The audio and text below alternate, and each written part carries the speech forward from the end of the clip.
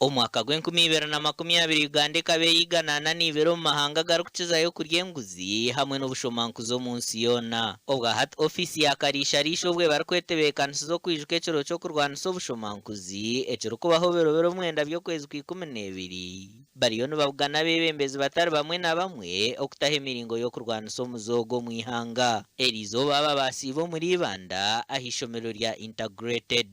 And people have been saying that you are the ones who have the authority who can arrest and investigate. For us, what do you expect us to do?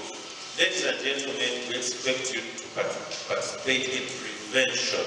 Babebembezi b'ebitongore nibagira ngu hashemereire kubaho obwesigwa omu bitongore bya gavumenti hamwe n'abeebembezi nk'omuringo gw'okurwanisa obushomankuzi omu ihanga eri. Twenka CSOs nitwenda ngu one government eine kutwesiga etekemu obwesige ebyo kukwereka abantu ngu turi babi nturwanisa gavumenti twekiri nitwenda oburungi bw'abantu. I want to propose that we start labs in schools to fight against corruption.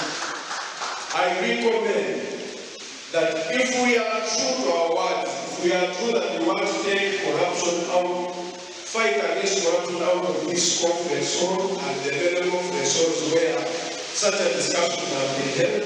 District y'Ibanda okuza kutunga omukoro ogu eizire nebe y'okubanza omu kukoresa kurungi sente za gavumenti obwo erikugezaho kurwanisa obushomankuzi. You can be targeted from the officers who are holding. You can also be targeted and killed by the corrupt people once they discover that you are on their neck. Okujaguza ekiro ekikwemerire aha muramwa gurikugira ngu orutaro rw'okurwanisa obushomankuzi nirutandika na buri omwe.